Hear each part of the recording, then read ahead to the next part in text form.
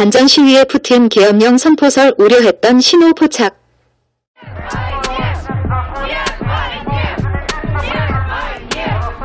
영국 일간 텔레그래프가 4일 현지 시간 블라디미르 푸틴 대통령이 자국 내 우크라이나 침공 반대 세력을 저지하는데 더 큰 힘을 얻기 위해 계엄령을 선포할 수 있다고 보도했다.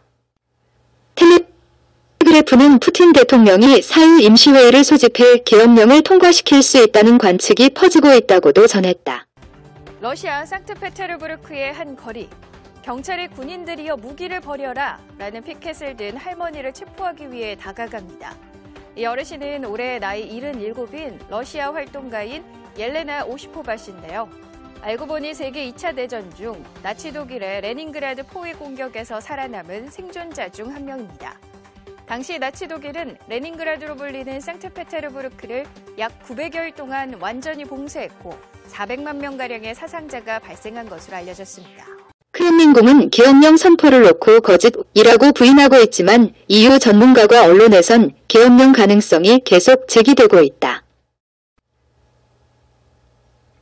로이터 통신에 따르면 EU 관료들은 3일 러시아가 계엄령 카드를 꺼내려는 신호를 포착했다며 우리가 의식하고 또 우려하는 일이라고 말했다. 미하일로 포들야크 우크라이나 대통령 고문 역시 지난 2일 계엄령이 긴급회의에서 승인될 것 같다며 동시에 모든 시위에 대한 금지와 바깥 세상으로의 차단, 대규모 식량 및 재정 제한이 가해질 것이라고 내다봤다. 이번엔 철장에 갇힌 아이가 겁에 질려 울음을 터뜨리는 모습인데요. 가디언은 3일 금요일, 4일에 당국이 계엄령을 선포할지도 모른다는 소문이 탈출 행렬에 기름을 붓고 있고 보도했다. 3일 러시아의 대표적 라디오 방송인 제코 모스크바의 사무실 모습. 현재 방송 송출이 중단된 상태다. 에코 모스크바는 당국의 송출 중단에 반발해 유튜브와 소셜미디어를 통해 방송을 계속하겠다고 밝혔다. 러시아 헌법에 따르면 계엄령은 국가가 공격 위협을 받고 있을 때 선포할 수 있다. 이 경우 러시아 사회 전역에서 검열이 강화될 수 있다. 러시아 정치 분석가 타티아나 스타노바야는 계엄령을 선포하면 정권이 군사 검열을 할 수 있게 된다며 현재와 같은 상황에서 계엄령은 언론을 장악하고 전쟁을 반대하는 이들에게 재갈을 물릴 것이라고 우려했다. абсолютно неразумным и неоправданным нападением российских войск на Украину. Войну надо прекратить. Этого нельзя. Это безумие, то, что сейчас происходит. 푸틴의 성적인 야권 인사 나발니는 핵전쟁을 일으키겠다는 위협을 실제로 보고 있다며 매일 오후 7시, 주말과 휴일은 2시에 광장으로 나가라고 했습니다. 러시아 정부가 곧 계엄령을 선포할 수 있다는 관측도 나옵니다. 이미 언론 장악은 시작된 모양새라. 러시아의 대표 라디오 방송국이자 자국에서 마지막 자유주의 미디어로 남아있던 제코 모스크바는 방송이 중단됐다.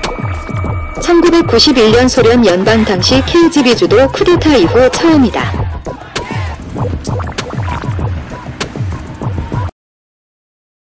러시아 당국은 또 러시아의 독립 TV 채널 웹사이트도 차단했다. 해당 언론사 편집장은 지난 2일 체포당할 것이 두려워 러시아를 떠난 상태다.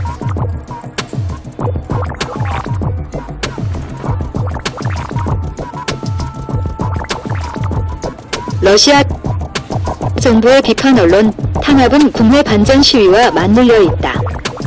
로이터에 따르면 우크라이나 침공 이후 7,669명의 반전 시위대가 체포됐다.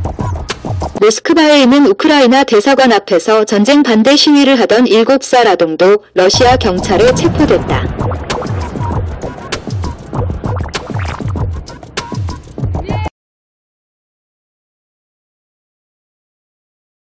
반전 시위가 계속되자 러시아 일부 의원들이 4일 반전 시위에 참여해 구금된 러시아인들을 강제 징집해 전쟁터에 내보내겠다는 내용의 법안까지 제출했다.